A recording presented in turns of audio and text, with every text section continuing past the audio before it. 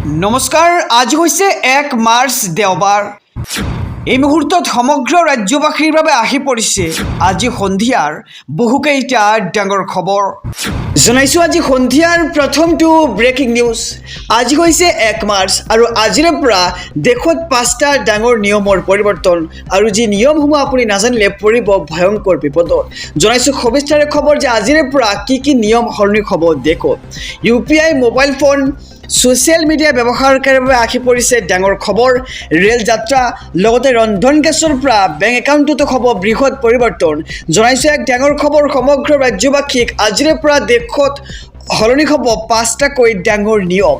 UPI mobile phone লগতে social media ব্যৱহাৰত আহিব বৃহৎ পৰিৱৰ্তন আৰু মাহৰ প্ৰথমটো দিনটোৰ পৰাই সলনি হ'ব আপোনাৰ বাজেট আৰু ৰেল যাত্ৰীৰ বাবে আহি গ'ল ডাঙৰ খবৰ। বন্ধ হ'ব UTS এপ আৰু এতিয়াৰ পৰা কেৱল চলিব ৰেল ওৱান এপ আৰু জেনেৰেল আৰু প্লেটফৰ্ম টিকটৰ বাবে ডাউনলোড কৰক নতুন ৰেল এপ। ৰন্ধন গেছৰ চিলিণ্ডাৰত নিৰ্ধাৰণ কৰা হৈছে নতুন নিৰিখ। বাণিজ্যিক চিলিণ্ডাৰৰ দামৰ ক্ষেত্ৰত যিকোনো মুহূৰ্তত আহিব পাৰে পৰিৱৰ্তন আৰু ডিজিটেল লেনদেনত প্ৰয়োজন হ'ব আজিৰে পৰা বায়োমেট্ৰিক্স। বৃহৎ ধনৰাশি প্ৰেৰণৰ ক্ষেত্ৰত বাধ্যতামূলক হ'ব বায়োমেট্ৰিক্স আৰু ডিজিটেল ধনৰ লেনদেনত পূৰ্বতকৈ আহিব আৰু অধিক কঠোৰ নিয়ম আৰু বলবৎ হ'ব MFA নিয়ম। 1 মাৰ্চৰ পৰা আপোনাৰ SIM কাৰ্ডৰ KYC নিয়ম হ'ব অধিক কঠোৰ। সামাজিক মাধ্যম ব্যৱহাৰকাৰীৰ ক্ষেত্ৰত আহিব বিশেষ নিৰ্দেশনাৱলী। নিৰ্দিষ্ট SIM কাৰ্ড মোবাইলৰ পৰা খুলি দিলে নিষ্ক্ৰিয় হৈ পৰিব আপোনাৰ মোবাইল ফোনসমূহৰ এপ। হোৱাটছএপ, ইনষ্টাগ্ৰাম, ফেচবুক আদি এপ ৱাইফাই অথবা অন্য নেটৱৰ্কৰে নচলিব। আপোনাৰ মোবাইল ফোনৰ পৰা যদি আপুনি SIM কাৰ্ডখন খুলি পেলাই দিয়ে তেন্তে আপোনাৰ মোবাইল ফোনৰ পৰা হোৱাটছএপ, ইনষ্টাগ্ৰাম, ফেচবুক আদি এপসমূহ ৱাইফাই অথবা অন্য নেটৱৰ্কৰে নচলিব।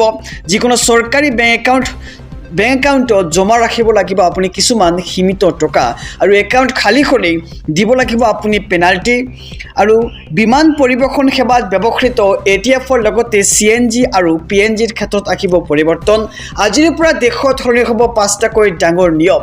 UPI mobile phone social media ব্যৱহাৰত আহিব বৃহৎ পৰিৱৰ্তন লগতে মাহৰ প্ৰথমটো দিনটোৰ পৰাই সলনি হ'ব আপোনাৰ বাজেট। জনাইছোঁ আৰু এটি ব্ৰেকিং নিউজ ডাঙৰ খবৰ।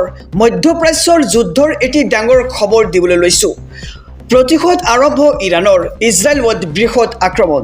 এক ডাঙৰ খবৰ জনাইছোঁ এইবাৰ খামেনিৰ মৃত্যুৰ শোকৰ মাজতে প্ৰতিশোধ আৰম্ভ হৈছে ইৰাণৰ।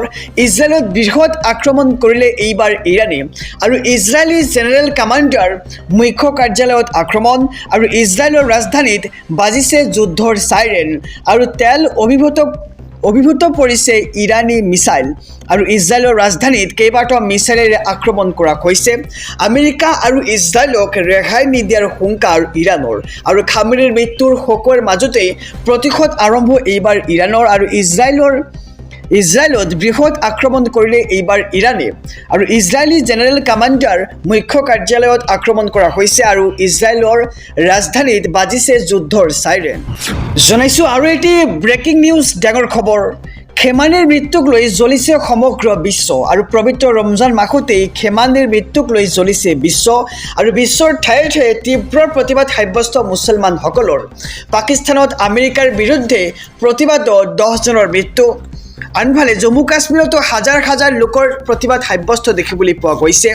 যিকোনো মুহূৰ্ততে প্ৰত্যুত্তৰৰ বাবে সাজু ইছলামিক ৰাষ্ট্ৰ ইৰাণ আৰু নিশালৈ ইৰাণে আমেৰিকাৰ ওপৰত চলাব পাৰে আক্ৰমণ আৰু পবিত্ৰ ৰমজান মাহতেই খেমানিৰ মৃত্যুক লৈ জ্বলিছে সমগ্ৰ বিশ্বৰ ঠায়ে ঠায়ে তীব্ৰ প্ৰতিবাদ সাব্যস্ত কৰিছে মুছলমানসকলে আৰু পাকিস্তানত আমেৰিকাৰ বিৰুদ্ধে প্ৰতিবাদত 10জনৰ মৃত্যুৰ খবৰ আহি পৰিছে আৰু জম্মু কাশ্মীৰতো হাজাৰ লোকৰ প্ৰতিবাদ সাব্যস্ত। জনাইছোঁ আৰু এটি ব্ৰেকিং নিউজ ডাঙৰ খবৰ। 28জনৰ মৃত্যু। শ মিছাইলেৰে ইজৰাইলত আক্ৰমণ কৰিলে ইৰাণে। এক ডাঙৰ খবৰ জনাইছোঁ সমগ্ৰ ৰাজ্যবাসীক হাৰ মনা নাই ইৰাণে আৰু ইজৰাইলক তছনছ কৰি একেলগে পেলালে শ মিছাইল আৰু ইৰাণৰ ড্ৰোন আক্ৰমণত তেল অভিভূতত 28জনৰ মৃত্যু আৰু ইজৰাইলৰ গুৰুত্বপূৰ্ণ চহৰত 24 ঘণ্টাই বাজিছে চাইৰেন।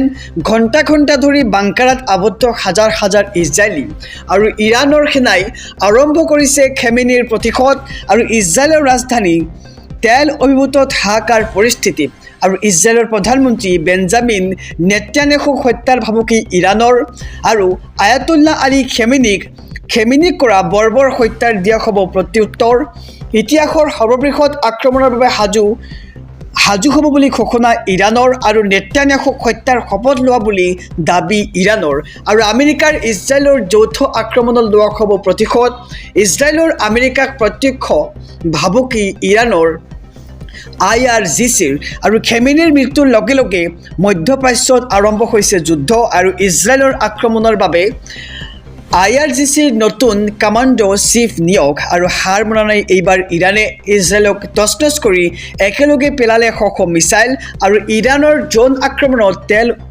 অভিভূতত 28 জনৰ মৃত্যুৰ খবৰ আহি পৰিছে জনাইছোঁ আৰু এটি ব্ৰেকিং নিউজ ডাঙৰ খবৰ ভাৰত পাকিস্তান সীমান্তত গুলীচালনা আৰু এইবাৰ পুনৰ ভাৰত পাকিস্তানৰ সীমান্তত চলিল সেনাৰ গুলী জম্মু কাশ্মীৰৰ পুঞ্চ জিলাৰ LOCত প্ৰৱেশ পাকিস্তানী ড্ৰোন আৰু পাকিস্তানী ড্ৰোন ভূপতিত কৰিবলৈ ভাৰতীয় সেনাৰ গুলীচালনা আৰু দেওবাৰে পুঞ্চ জিলাৰ LOCত বহু সময় উৰি আছিল পাকিস্তানী ড্ৰোনখন আৰু সেনাৰ গুলীচালনাৰ পিছত পাকিস্তানৰ দিশে উৰি যায় ড্ৰোনখন আৰু বিগত 3 দিনত সীমান্তত পাকিস্তানৰ ড্ৰোন প্ৰৱেশৰ এয়া দ্বিতীয় ঘটনা বিগত 3 দিনত সীমান্তত পাকিস্তানৰ ড্ৰোন প্ৰৱেশৰ এয়া দ্বিতীয় ঘটনা আৰু পুনৰ ভাৰত পাকিস্তানৰ সীমান্তত চলিল সেনাৰ গুলী জম্মু কাশ্মীৰৰ পুঞ্চ জিলাৰ LOCত প্ৰৱেশ পাকিস্তানী ড্ৰোন আৰু পাকিস্তানী ড্ৰোন ভূপতি কৰিবলৈ ভাৰতীয় সেনাৰ গুলীচালনা